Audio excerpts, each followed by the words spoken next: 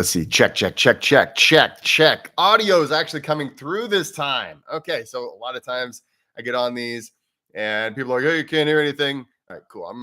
I will remove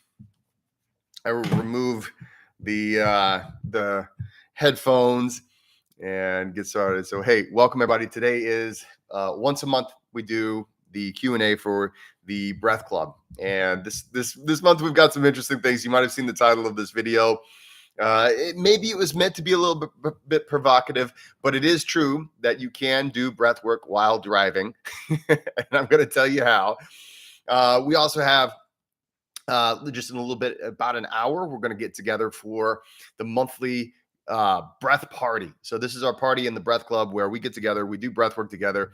I've got some amazing music, and we have a party with it. And this is what we do with the Patreon Breath Tribe. So if you want to join the Breath Club, you can take a look. There's a link in the description box of this video, or you can just Google, or you just go to my website, jessecoomer.com.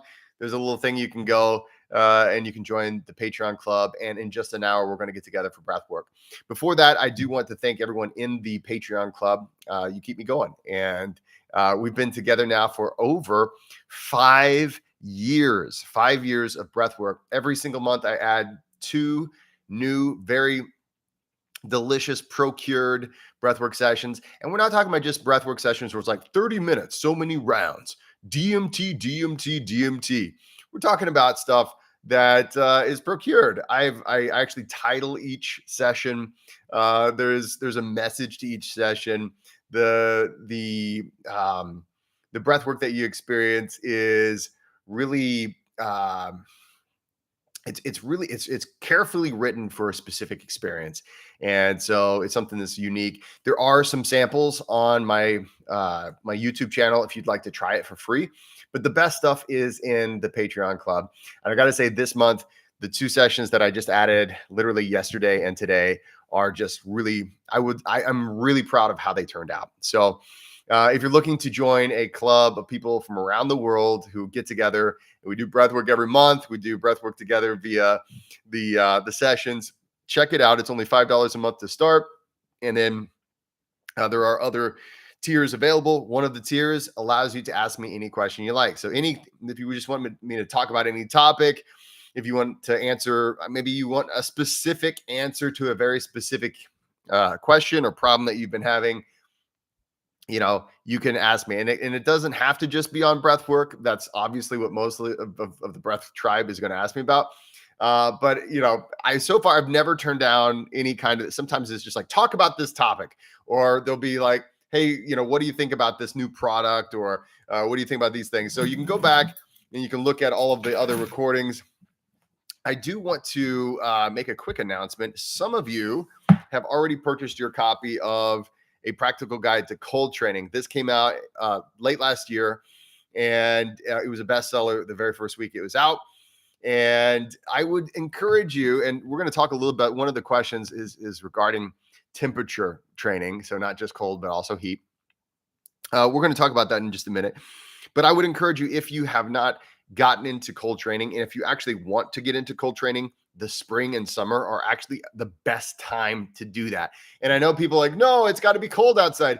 No, what's so great about the spring and the summer and even the fall is that you can control the temperature a little bit more.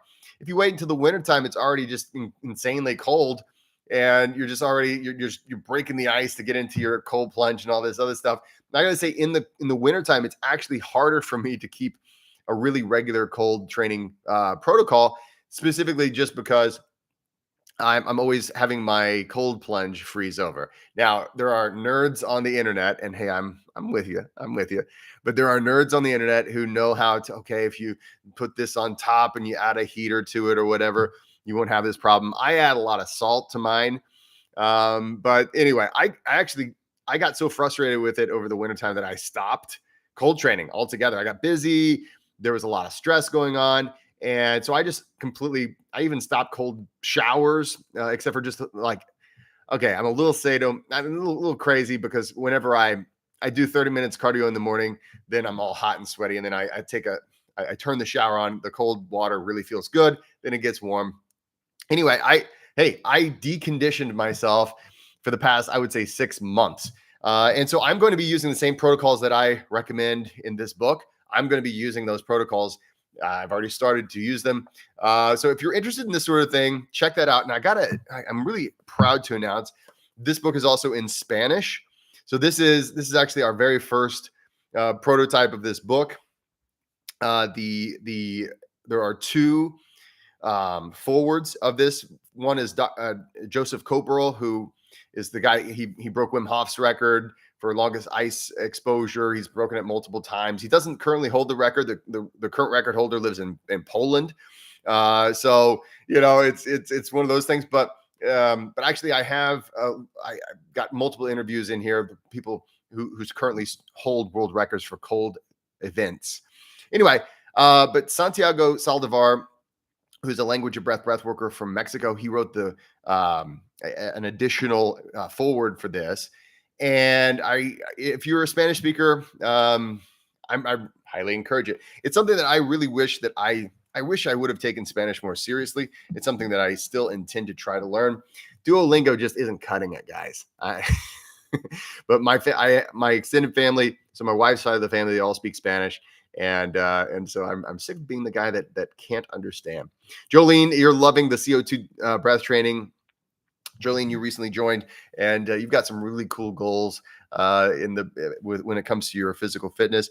I would also recommend checking out the book, The Language of Breath. If you have fitness goals, if you have goals like, hey, I'm going to climb a mountain, I'm going to do an Ironman. There's a lot more that you can do. There are protocols in those books, or you can take the Language of Breath online course. And that is the deep dive. That's where I take you step by step with a video course. It's absolutely amazing. It took me, I don't know how long to create that course, but it's just absolutely, it's the most epic course on breathing on the internet. And I guarantee that. So having said that, enough preamble. Our first question, we really only had two questions this month. So not a lot of chatter. Normally I get more questions. Or normally what's actually so interesting is that I'll have like 5 people ask a question that's sort of the same thing. I don't know if they're talking amongst themselves and like, hey, let's all ask Jesse the same question just in different ways. This month we had 2 questions. One has to do with temperature training. I'm going to talk about that now. The other has to do with, can I do breath work while I am driving? Okay, so you can imagine the minefield of breath work while driving. What, are you crazy? My answer is actually yes, you can do breath work while driving, but ... I'm going to get to that in a minute. First of all, the first question, it really centered around, and I want to thank everybody who has sent in questions over the years. But this first question, basically, it just centers around what is my protocol to hot and cold training, because I do a lot of sauna, and if you're in certain parts of the United States, it's sauna. I try to pronounce it the right way. Basically, heat exposure therapy. And so, what is the thing that I like to do? So, I have to travel a lot. I don't have as regular of a schedule as I once did. There was a time when I would go into the gym. Back when I was a college professor, I'd go into the gym and I would we had a steam room. So it wasn't quite as hot, but it was a little bit more intense. And so I would get into the steam room and I would just, I would stay in there for like a half hour. I had a lot of time on my hands back then. I'd stay in there until I was always watching my heart rate. So that's the biggest thing. I guess that's the main message I'm going to send in this answer is, it always has to do with your heart rate. So a lot of people want to say, if you're in the sauna or if you're in the heat for X amount of time, that is the golden amount of time. And somehow it's just going to work the same for every single person. Well, it's not really that simple. There's an enormous amount of diversity in our species. And so you can't just simply say, if you put a human being in a hot box for this long, it's always going to be the exact same thing. But what you can do is you can watch your heart rate and you can say, okay, I'm going to wait until, and usually what I would do is I would wait until my heart rate was about 120 beats per minute. And that would let me know, okay, I am I've really ramped up my metabolism. I'm in a very sympathetic dominant state. Now, here's the beauty of it. You can extend your time in the heat by trying to stay relaxed. And this is where doing breathing techniques really do help. And no, I'm not talking about huffing and puffing in a heat exposure room. And the reason for that is I actually tried it. I used to think that, okay, if I did a lot of breath work in a sauna, or if I do a lot of breath work in a steam room, maybe that would enhance, maybe I'll get some kind of enhancement. And the problem is when you do that, you stand to really do a lot of damage to the interior lining of your respiratory system, and you can really hurt yourself. And I actually did get some pretty bad infections when I first was trying to really force this. So I don't ever do like huffing and puffing, or the super ventilation in a heat exposure. I always try to make sure that's something I'll do some other time of the day. What I'll do in like, for instance, in the sauna or in the steam bath is ultimately something that I call the soldier's technique in the language of breath. And that is, I'm just going to breathe in nice and slow, and then I'm going to extend my exhales. And that's only usually whenever I get to the point where I'm starting to feel that sort of energy. It's sort of a nervous energy. Sometimes you feel like you're getting a little claustrophobic. I check my heart rate, and I'm trying to see if I can lengthen the amount of time that I'm in the sauna. I'm not trying to make it more intense. I'm trying to come in and get a nice long exposure. And this is great because it does a few things. One, it's a great opportunity for me to learn how to calm my nervous system using nothing more than just my breath. As I'm still in that stimulus, it's also an opportunity for me to get a little bit more of that heat exposure, a little bit more of those heat shock proteins, etc. So that's generally, I'm not in it for a specific amount of time, but usually when it came to the steam room, I'd be in there maybe 20 minutes, maybe a half hour, just depending on what was going on, or, what kind of workout I had just done. And then I'll try to go cool off, and I'll do some kind of a contrast. So, and many times they don't have cold plunge where I've gone in the past. A lot of places do now, but maybe you take a cold shower, and while I'm doing that, I'm watching my heart rate go down. So I'm trying to watch my heart rate go down. And this actually brings up a funny point. There's a lot of people online who don't understand how the heart works, and they don't understand how the nervous system works. And they will get into an ice bath, and they'll show off how they can bring their heart rate down in an ice bath. It's like, wow, look, I'm in this stressful situation. Using nothing more than my breath, I'm going to bring my heart rate down. Now, this is just, I understand why they think that might be okay. I'm in a stressor. A stressor means that my heart rate is going to go up, because if I become sympathetic dominant, right? So I get in that fight or flight state, the heart rate should be going up. And look, everybody, I can bring my heart rate down using my breath. How cool. That's not really how your physiology works. What happens whenever you get into the heat, the reason why, or one of the reasons why, the primary reason why you're having the heart rate is the sympathetic nervous system. It's trying to cool you down. And so your sympathetic nervous system is increasing vasodilation throughout your whole body. And that is great. But it needs to pump it through, right? So it's pumping it through. And so the heart rate's going to get higher. The blood pressure doesn't necessarily get higher. Blood pressure can get lower, even though it's pumping a lot faster. And this is for a few reasons. One, your nervous system is trying to help you get the hell out of there, right? It's saying, hey, this is hot. We will die here if we stay here. It's not wrong. The other thing is that it's expanding the surface area of the blood so that we can hopefully offload some of this heat. In fact, some people talk about how cold training is so helpful for burning calories, and it does boost your metabolism momentarily. Sauna, though, it hits your metabolism even harder, and you're going through more calories in a sauna. So when your body is trying to release that heat.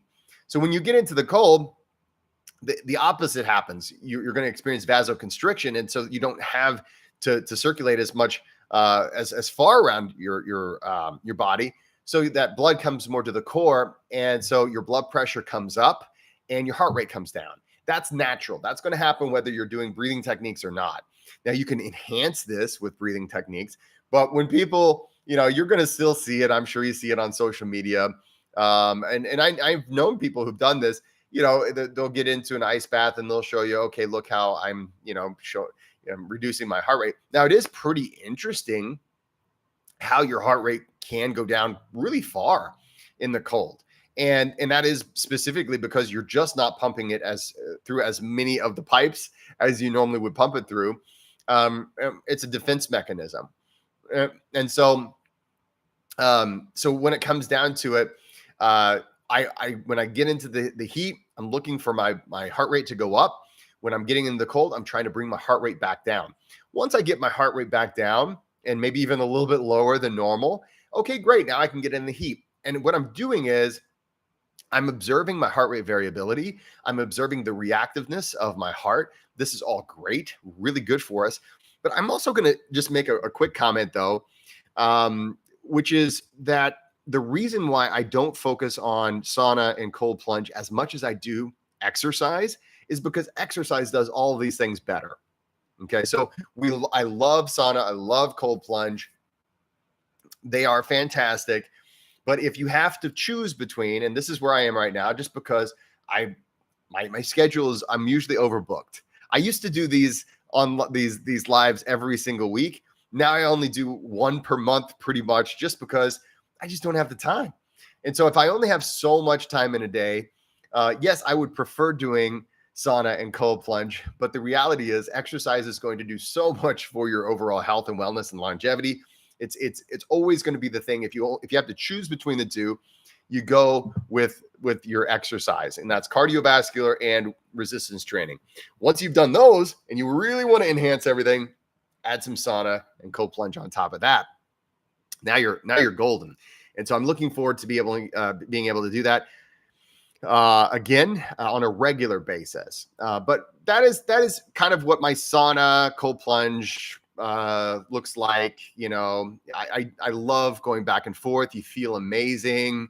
And it is fantastic for you. So every chance I hop into the sauna. Actually, I have sauna tents. If you'd like the sauna with me, you can. James Stewart and I were going to be doing an event at Grand Geneva in Wisconsin, off of Lake Geneva, and that's in November. So check out my website, jessecoomer.com.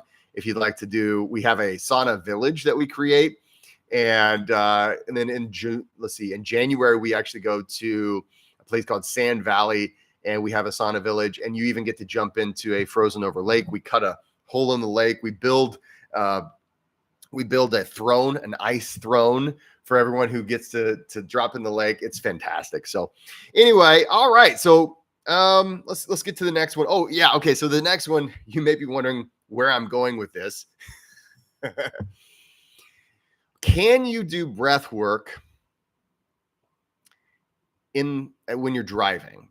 Okay. So Grant, I appreciate this question. Thank you for sending this question to me. And here's the thing. When we say breath work, right? And let's see here, this book right here, if you can see that is my first major book here. That is A Practical Guide to Breath Work. I don't have a copy close by. A Practical Guide to Breath Work. One of the things I really tried to do in that book is to explain to people that breath work isn't just huffing and puffing, right? So that's how I got into breath work. That's how I think a lot of people get into breath work. I think if you Google breath work, you'll probably come up with a lot of results of people who are like, if you just breathe really hard for a long period of time, maybe say a few mantras, listen to some music, burn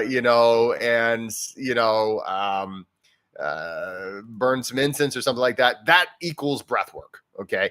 And I will say those things are breath work. Yes. But there's a lot more to breath work. There's a huge umbrella of things that are breath work. And so, and let me just say, I've trained with people who believe that it's okay to do some huffing and puffing while driving. And so I'm not going to, say these groups, but there are some people that felt like that was okay.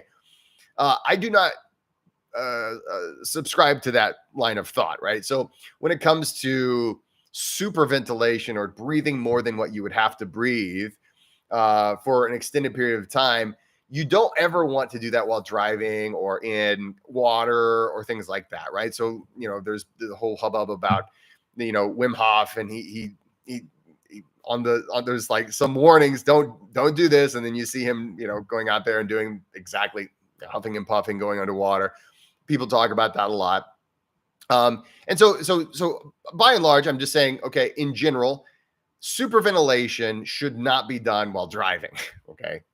Surprise, right? Anything that would possibly make you feel dizzy or make you pass out, you should not do anywhere except for on the floor, on the ground, someplace where if you were to pass out or if you were to get dizzy and fall over, you're not going to hurt yourself or anyone else. Okay, so obviously, yes, that.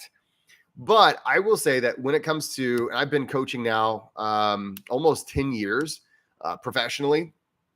I was as in breath work, and some of my best results with clients have come from, okay, I have a 10-minute drive to work. I have a 15-minute commute, a 20-minute, a 30-minute commute. Great. Guess what?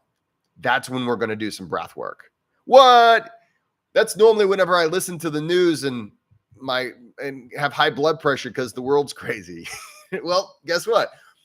You can still listen to the news if you want to, but while you're driving, you're going to be doing XYZ technique, and you're going to be focusing on a sensation in your body, and you're going to also be driving, right?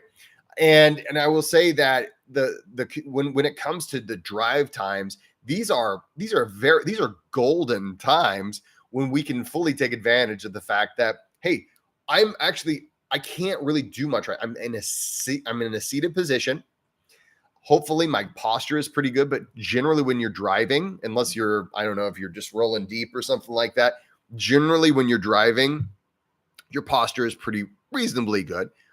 And so, hey, great. What an amazing time to do metered breath work. I'm going to, 10 minutes. Well, guess what? There's all kinds of research on heart rate variability training, and we cover this in the language of breath. But, if you were to do 10 minutes twice daily, heart resonance frequency breathing, sometimes people call it coherence breathing. Sometimes I just call it balanced breathing.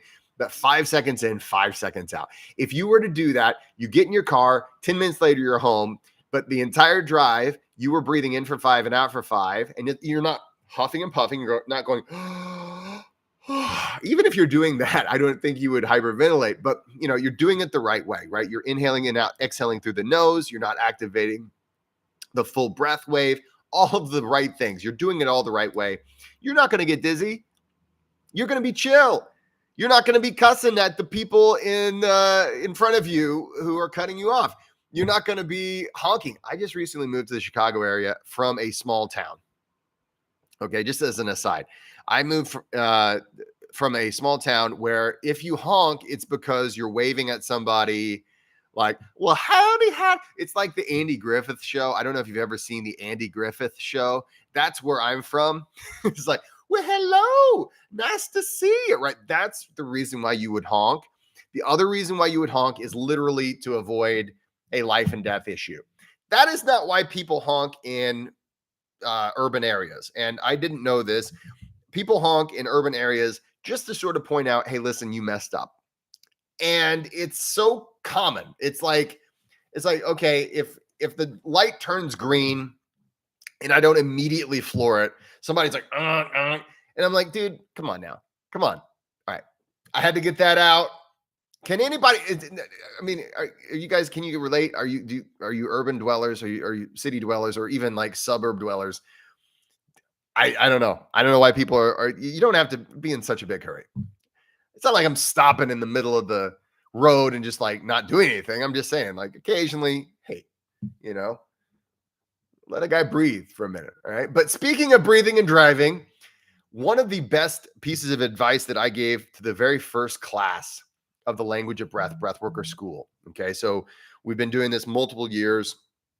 We're about to start taking applications, or at least reservations, if you'd like to reserve your spot for the 2026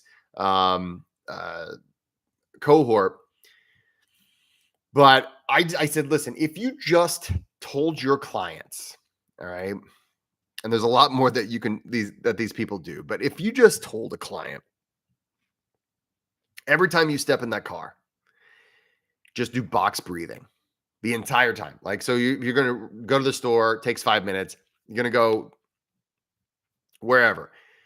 That's a perfect time to do your breath work. That's a perfect time. 4 in, hold for 4, exhale for 4, hold for 4. Do not do things that make you feel dizzy, obviously.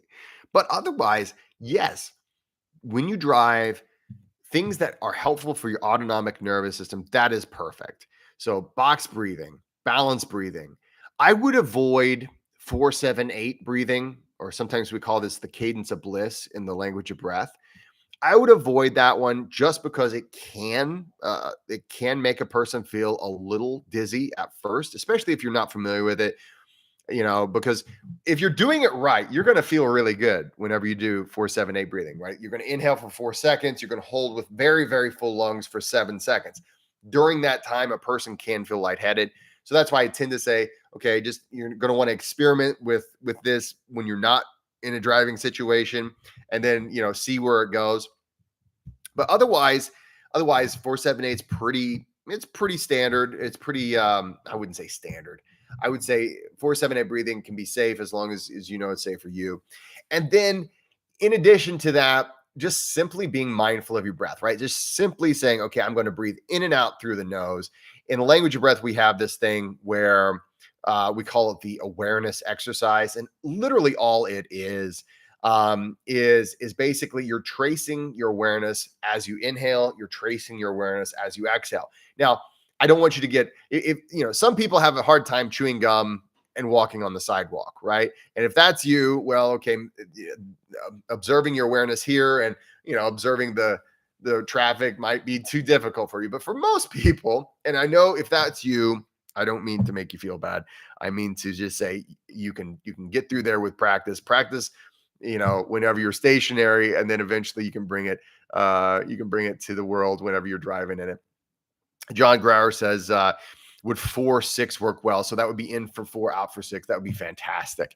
Really, anything that's going to help you balance your nervous system and keep you calm, you're gonna have just an overall better experience when you're driving. Now, having said that, there are times, whenever you're really tired. Okay. I'm talking, most of what I'm thinking about is during the daytime, during rush hour, on the way to work, on the way home from work, all those times. But there are a lot of times whenever, okay, you're on a all night drive, it's the red eye driving where it's like, man, I just need some coffee. And there are techniques that you can do for that. I came up with a technique that was um, based off of the gasp reflex. Now, it's one of those things where I came up with it myself, and then since I came up with it myself, I've seen other techniques that are sort of similar. So I don't want to, I get on people who is like, I know you've seen that, and then now you're saying you've somehow created it from nowhere. I get on people for that. I get on Wim Hof for that. It's obvious that he didn't just materialize from when he got into the cold water. It's obvious. Okay, you studied yoga. There's yoga in all the things that you do. Obviously, you didn't just sort of go into the cold and then somehow come up with this breathing sequence that looks and experiences just like Bhastrika Kumbhaka Pranayama. So I don't want to come across as like, yes, I had this divine inspiration. But I did come up, I was like, okay, we know that when we gasp, this gasp reflex, it generally activates our sympathetic nervous system. So it's going to activate some energy. And so I came up with this technique. And then later on, I saw other people, okay, there's other techniques that came before me. I wasn't aware of them. But basically, and you want to do this this is in my books, and you want to do this not driving first, because it can make you feel dizzy. And if it is making you feel dizzy, you're doing it wrong. Or at least that's not the goal, is you're not supposed to try to feel dizzy. But if you want to try this out, this is the ANS activation technique with the language of breath. And so we just empty out our lungs completely. So just really empty out your lungs, and then you just sniff in. So till you're absolutely full, and then you empty out your lungs, and then you sniff until you're full. and you're just doing these little gasps. And if you can even make the face and things like that, it makes it even stronger. Only do two of those, before you sort of gauge, okay, do I have a little bit more energy? Because if you just keep doing it for a while until you start to notice the energy, you can really make yourself a little too nervous, and you can add a little anxiety to your day. There are breathing techniques. Basically, what I'm saying is that when driving, there are breathing techniques that can help us be more centered and balanced. Those are good things, right? If we, and in most cases, that's what we need. We need to stay calm as opposed to, being frantic. When it comes to breath work and driving, if you're about to fall asleep, now that's one of the times where research shows that that people tend to actually have worse reaction times when they're tired than even drunk drivers seem to have, right? And so, well, okay, so I still need to get home. I don't want to caffeinate. I don't want to, get too jittery, because I know as soon as I get home, I want to go to sleep. Well, something like that can really be of a lot of help. And it's in the online course a little bit. I add a little bit more in depth in the online course. It's in my book, The Language of Breath, which is, let's see, this one right here. That one right there. This over here, let's see. This right here is a Soundgarden album. Anybody Soundgarden fans? I'm really proud of this album my brother-in-law got for me. Let's see. This over here, that is a Master Splinter doll that my student Noel gave me last year at the Language of Breath graduation, the master class in Tennessee, because I have a Ninja Turtle reference in my book. So, so if you read my book, The Language of Breath, I use the Ninja Turtles to explain how we have a misconception about how the human organism works. John says, would Kapalabhati pranayama work when driving, when tired? So here's the issue with Kapalabhati. So Kapalabhati pranayama is something that involves taking quick breaths, and it's believed in the yogic world, it is believed to stimulate your adrenals. And so it's something that people tend to do to try to feel more energy. The issue comes down to Kapalabhati can cause you to feel some dizziness. And so this is where I'd be careful with Kapalabhati. Now, having said that, I've been doing this for a long time. And have I done Kapalabhati while driving? Of course I have. I've done a lot of things where I'm just sort of experimenting and just being mindful of my headspace and being mindful of how I feel, and not going so long that I start to feel dizzy or lightheaded or blissed out. And so in those cases, it was just fine. But I will say, what I showed you just a second ago, it works better, at least for me, when it comes to creating more energy, than Kapalabhati does. And so you're going to need to sort of test it out and see which one works better for you. The physiology behind what I call the ANS activation technique, where I'm sniffing, the physiology behind it is a little bit more solid as far as why it works. Even though in yogic circles, it's believed that Kapalabhati stimulates the adrenal glands. We don't really know that for sure. And in many cases, it makes me feel a little bit more relaxed. So just experiment with it and see where you go, see what works best for you. And of course, isn't that what so much of life is? By the way, take a look at this. This is the, let's see here. Here we go. Yeah. This is the new Language of Breath t-shirt. This is fresh off the press. We have not yet. We're about, I would say about 1/3 of the way through the current semester, or the current cohort of the Language of Breath Breathworker School. It is the most fun you will ever have, and it is the most comprehensive Breathworker school that you can attend. And this is the new shirt. So I just literally got it today. So I was like, I am wearing this. I'm going to wear this on the live today. So So anyway, it's awesome. It's all comfy. It's all stretchy. I like it when they're stretchy. Last year, I really liked the shirts, but they weren't as like malleable. They weren't as stretchy and comfy. So I'm super excited. So everybody that's in the Language of Breath Collective, right? Everybody that certifies with the Language of Breath, they instantly get invited into the Language of Breath Collective. And we do continuing education. We have reunions. We do breath work together. And as long as you're in it, you get like music and all kinds of cool stuff. And one of the things you get every single year is you get a new t-shirt. And so anyway, I've got it. So anyway, those are the only two questions I had this month. We've got a great group in the Patreon club. It's just, I guess, this month, maybe just people are busy and didn't have any questions for it. Maybe I've been explaining things so well in the monthly breath tip. So that's another thing you get if you're in the tier. So one of the tiers that you can join, it's tier 2.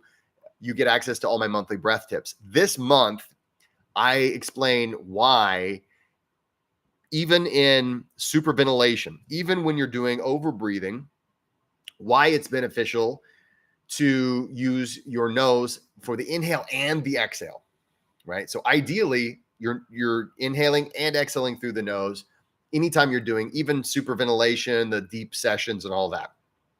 And it's not just because of CO2, which is what a lot of people think, especially the nerds that I know and love in the breathwork world. So if you're interested in learning a little bit more about how that works and why it's more beneficial to do it that way, you can join at it's $10 a month. I mean, this is not expensive stuff here, and you get access to an enormous amount of value. So I'm going to hop off here in about 20 minutes. We're going to, oh, hey, James. Awesome. I'm so glad you're using my guided shower. That was a video. I was like, there's a lot of guided breathwork sessions out there. There's no guided cold showers. So I'm glad that you're using that. Maybe I'll make another one. What do you think? Maybe I'll make a new one. How long of a cold shower are you taking, James?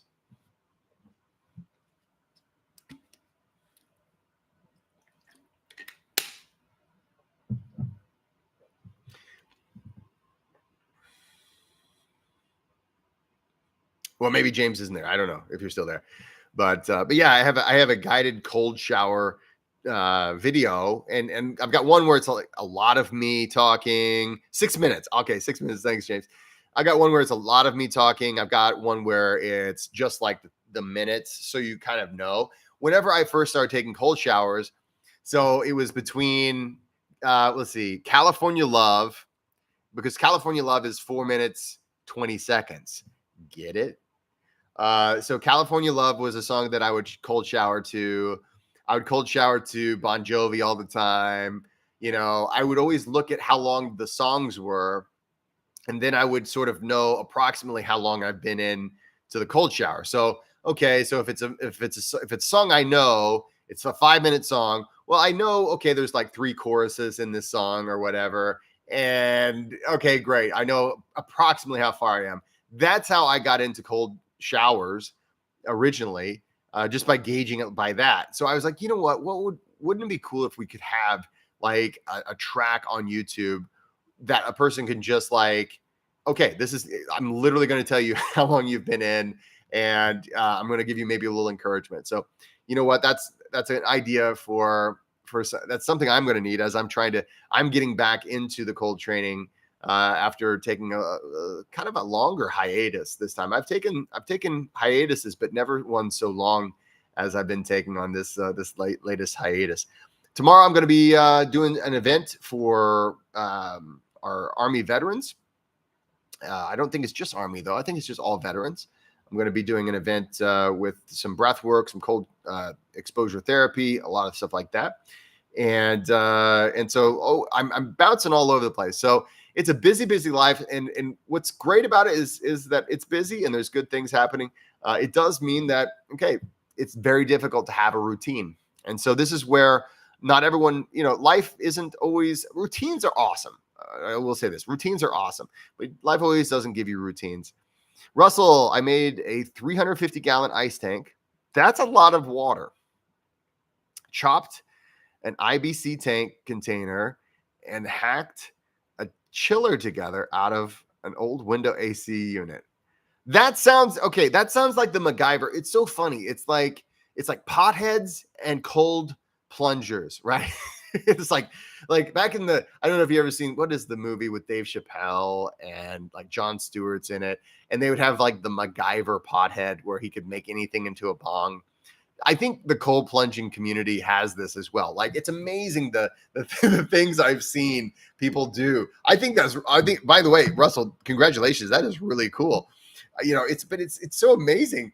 Like how you can sort of MacGyver these things together and create these awesome experiences. So congrats to you on that, Russell. That's really 350 gallons, man. That's a lot of water. So you're comfortable. You're really comfortable in there. Hey, yeah, thank you, Jolie. Yeah, take a look at that. Take a look at that. Now this particular shirt is a well, it's not a prototype. We finalized it. This is the new shirt that our breathworkers who are graduating this year from the Language of Breath Breathworker School, they're getting this shirt when they graduate. Every year, we as long as a person stays in the Language of Breath collective, every single year you get a new t-shirt. You get access to a lot of other stuff too. So it's all kinds of good stuff. But yeah, I'm really happy about this shirt this year. Russell says, yeah, but it will get down to 40. Okay. All right. 40 is perfect. I actually really like, whenever that, like there is such a temperature where I'm just like, it's too cold. I don't feel like there's like a sweet spot for me. And most people are the same way. You say, I use it to offload my legs. I lost part of my spinal cord in an accident and I exercise in it. Okay, right on, man. That's awesome. Where there's a will, there's a way. What I always love is, let's see, what is it? The Nietzsche quote, when you understand the why, when you understand the why, you can endure any how. And that's what you're doing, Russell. Congrats. You spent hours in that thing, huh? Wow. Okay. Right on. Well, keep it up. Keep it up, my friend.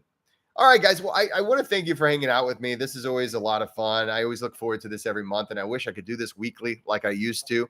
Check out the videos. I also have a blog now. So I have a blog that I think you're going to like. I've been doing this now for 2 months on the blog. You just go to jessecoomer.com, and I have links to the research that can back these things up. So if you're like me, you might be the only weirdo, in your friend group. That's how I was for the longest time. And you need ways to introduce a person, sort of give a person an introduction to answer some basic questions. Nothing too deep, even though occasionally I do get a little sciencey. Check out my blog at jessecoomer.com. And here in just about 15 minutes, we're going to have the Breath Club. We're going to get together on our monthly Zoom breath party. And so if you haven't joined, now is a great time to join. It's only $5 to get started. And you can hop in with us and do some breath work. That starts at the top of the next hour. All right, guys. Thanks so much for being here. Have a great week. I'll see you next month. Bye-bye. Always remember, let me just thank you, James. Always remember to be kind to one another, right? Go out there and be kind to somebody today. And that also includes yourself. All right, guys. Have a great one.